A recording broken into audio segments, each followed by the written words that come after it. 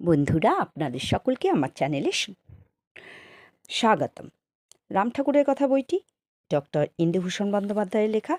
আমি আগের দিন যা পাঠ করছিলাম আজকে ঠিক পর থেকে পাঠ করছি। তার আগে আমার পিতা মাতাকে প্রণাম জানিয়ে ও গুরুদেবের চরণে সশস্ত্র প্রণাম জানিয়ে শুরু করছি। কিন্তু অন্য একটা দুশ্চিন্তা মন হইতে কিছুতেই ছাড়িয়া গেল না। এই মেষে একটি উপসর্গ আসিয়া জুটিয়াছিল। এখানে থাকিয়া তিনি আলিপুরে ওকালতি করিতেন। এই উকিলবাবু নানা কথা লইয়া আমার সহিত ঠাট্টা তামাশা করিতেন। আমি তখন শিখ ইতিহাস সম্বন্ধে কিছু কিছু চর্চা আরম্ভ করিয়াছি। উকিলবাবু হঠাৎ একদিন আমাকে জিজ্ঞাসা করিলেন, আচ্ছা ইন্দুবাবু, নানকের মায়ের নাম কি ছিল? আমি সরল বিশ্বাসে বলিলাম, তৃপ্তা। কিন্তু সঙ্গে সঙ্গে বুঝিলাম যে তিনি আমাকে ঠাট্টা করিতেছেন। এরকম প্রায় প্রত্যহই করিতেন, কিন্তু এই উকিলবাবুর মাত্রাজ্ঞানের অভাব ছিল। কোনো কোনো সময়ে এই ঠাট্টা বিদ্রূপের মাধ্যমে ঠাকুরকেও প্রকারান্তরে টানিয়া আনিতেন। আমার একজন আত্মীয় ওই মেসে থাকিতেন এবং উকিলবাবুর এই ঠাট্টা তামাশাগুলি অত্যন্ত উপভোগ করিতেন। প্রায় দুইজনে ফিসফিস করিয়া আলোচনা করিতেন এবং আমার বুঝিতে মোটেই কষ্ট হতো না যে আমাকে লইয়াই কথাবার্তা চলিতেছে। এই নতুন পরিবেশের মধ্যে ঠাকুর আসিতেছেন, আমি কেমন একটা অস্বস্তি বোধ করিতেছিলাম এবং আমার আশঙ্কা যে অমূলক নয়, ঠাকুর আসিতেই তাহা বুঝিতে পারিলাম। আমার দোতলার ঘরখানার সম্মুখের বারান্দায় পূর্ব হইতেই এক বালতি জল আনাইয়া রাখিয়াছিলাম। ঠাকুর আসিতেই আমি তাহার পা ধোয়াইয়া দিলাম। উকিলবাবু তখন তেতলার বারান্দায় ছিলেন। দেখে যান বলিয়া তাহার অন্তরঙ্গ আমার সেই আত্মীয়টিকে ডাকিতে লাগিলেন। ঠাকুরের পা ধুইয়ে দেওয়াটা যেন একটা হাস্যকর ব্যাপার। আমার ঠাকুর বাড়িতে আসিবেন এ কথা অনেকেই জানিতেন, সুতরাং কিছুক্ষণের মধ্যেই তাহার কাছে বেশ কিছু ভিড় জমিয়া গেল। কিন্তু আমার মন পড়িয়াছিল উকিলবাবুটির দিকে। লক্ষ্য করিয়া দেখিলাম যে তিনি একবার আসিয়া দরজার নিকটে দাঁড়াইতেছেন এবং কিছুক্ষণ পরেই আবার উপরে চলিয়া যাইতেছেন। সহজেই বুঝিতে পারিলাম যে তিনি কে, কিভাবে ঠাকুরকে প্রণাম করিতেছেন, ঠাকুরের কথার কাহার কিরূপ ভাবান্তর হইতেছে ইত্যাদি বিষয়গুলি লইয়া লক্ষ্য করিতেছেন এবং তেতলায় আমার সেই আত্মীয়টির নিকট রিপোর্ট করিতেছেন। সেদিন ছুটি ছিল, উকিলবাবুর আদালত নাই, সুতরাং তিনি মহানন্দে উপর নিচ করিতে লাগিলেন। বেলা 12টা নাগাদ সকলেই চলিয়া গেলেন। প্রতাপবাবু তাড়াতাড়ি ঠাকুরের ভোগের ব্যবস্থা করিয়া ফেলিলেন। 2 চামচ ঘি, 1 চামচ চিনি ও 8খানা চাপা কলা, ইহাই ছিল তখন ভোগের সামগ্রী। আমিও স্নানাহার সারিয়া আসিয়া ঘরের দরজা বন্ধ করিয়া দিলাম। উকিলবাবু কয়েকবার জানালা দিয়া উকি মারিয়া গেলেন। 2-3 বার আমার নাম ধরিয়া ডাকিলেন, আমি শুনিয়াও শুনিলাম না। ঠাকুরকে নিরিবিলি পাইয়া আবার আমি আমার সেই প্রশ্নটা অবতারণা করিলাম। অখণ্ড যিনি, তিনি খণ্ড হইলেন কি করিয়া? সেই মামুলি সমস্যা। ঠাকুর অনেকক্ষণ ধরিয়া কথাটার আলোচনা করিলেন। আমার একবার মনে হইল যেন বুঝিতেছি, কিন্তু শেষ পর্যন্ত কিছুই বুঝিতে পারিলাম না। এই আলোচনা ঠাকুরের সহিত আমারও কয়েকবার হইয়াছে, কিন্তু বিশেষ কোনো লাভবান হইতে পারি নাই।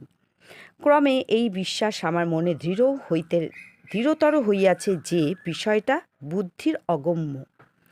কিছুদিন পূর্বে ডক্টর রাধাকৃষ্ণনের ভগবদ্গীতার ইংরাজি সংস্কারে দেখিলাম যে তিনিও ঠিক এই কথাই বলিয়াছেন, the question can not be answered on the empirical plane, অর্থাৎ প্রয়োগজ স্তরে এই প্রশ্নের উত্তর দেওয়া সম্ভব নয়।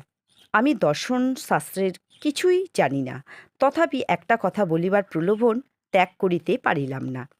এদেশে বা বিদেশে যেখানেই এই প্রশ্নের মীমাংসার চেষ্টা হইয়াছে, সেখানেই যেন 2-4টা ভিত্তিহীন অনুমানের আশ্রয় লইয়া লইতে হইয়াছে এবং একটু গোজামিল যেন সর্বত্রই আছে।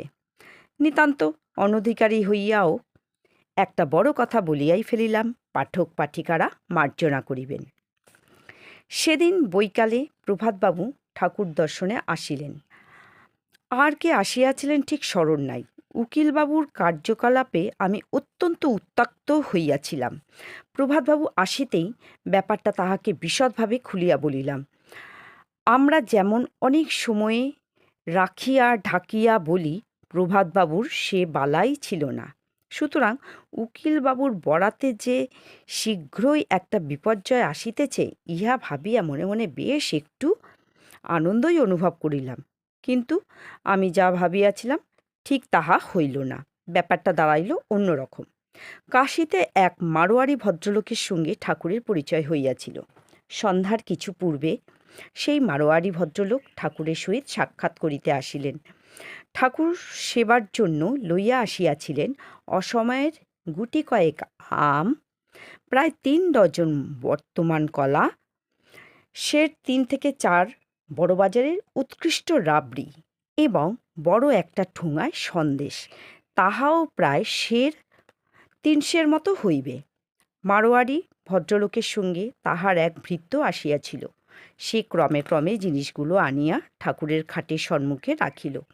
প্রভাতবাবু তৎক্ষণাৎ বাহির হইয়া গেলেন এবং হাতছানি দিয়ে আমাকে ডাকিলেন। আমিও তাহার ইঙ্গিত মতো বাহির হইয়া আসিলাম। প্রভাতবাবু বলিলেন, চমৎকার রাবড়ি আসিয়াছে, শিগগির কিছু গরম মুড়ি আনাও। চাকরকে পয়সা দিলাম। অবিলম্বে গরম মুড়ি আসিয়া পড়িল। পাশের ঘরে শুকলালবাবু। বন্ধুরা, এই শুকলালবাবু হচ্ছেন শ্রী শুকলাল বন্দ্যোপাধ্যায়, যে এই লেখকের আত্মীয় ও ঠাকুরের আশ্রিত। এই শুক্লাল বাবু পাশের ঘরেই থাকিতেন। তাহার ঘরেই মুড়ি রাখিয়া দেওয়া হইল। কিন্তু বিপদ হইল এই যে, ইহার পর প্রায় অর্ধঘণ্টা কাটিয়া গেল, মারোয়ারি ভদ্রলোক উঠিবার নামই নাই। প্রভাতবাবু ছটফট করিতে লাগিলেন। একবার সিগারেট ধরান, একবার তামাক আনান, একবার ও ঘরে যান, একবার এ ঘরে আসেন, কিন্তু মারোয়ারি ভদ্রলোক ওঠে না। মহা মুশকিলে পড়া গেল। কিন্তু ঠাকুরই উপায় করিয়া দিলেন। জিনিসগুলি দেখাইয়া আমাকে বলিলেন, এগুলি ওই ঘরে নিয়া রাখেন। তৎক্ষণাৎ ঠাকুরের আদেশ প্রতিপালিত হইয়া গেল। প্রভাতবাবু রান্নাঘর হইতে কয়েকটি বাটি আনাইলেন এবং রাবড়ির সদ্ব্যবহার আরম্ভ হইল। মুড়ি আসিয়াছে দেখিয়াই উকিলবাবু একবার ঘুরিয়া গিয়াছিলেন, এখন পাকাপাকি আসিয়া জুটিলেন। যতদূর স্মরণ হয়, আমরা সেখানে 4 জনই ছিলাম, অর্থাৎ আমি, প্রভাতবাবু, সুখলালবাবু এবং উকিলবাবু। তো বন্ধুরা, এরপরে কি হলো আমি ঠিক পরের দিন পাঠ করে শোনাবো। আজকে আর পাঠকে এগিয়ে নিয়ে যাব না। আর আপনারা একটু কষ্ট করে, একটু ধৈর্য ধরে ঠাকুরের কথা শুনবেন। এই বইটা আমি পাঠ করছি, আরও ক্রমশ আমরা অনেক কিছু জানতে পারবো। আর দয়া করে আমার চ্যানেলটিকে একটু সাবস্ক্রাইব করে দেবেন। নমস্কার।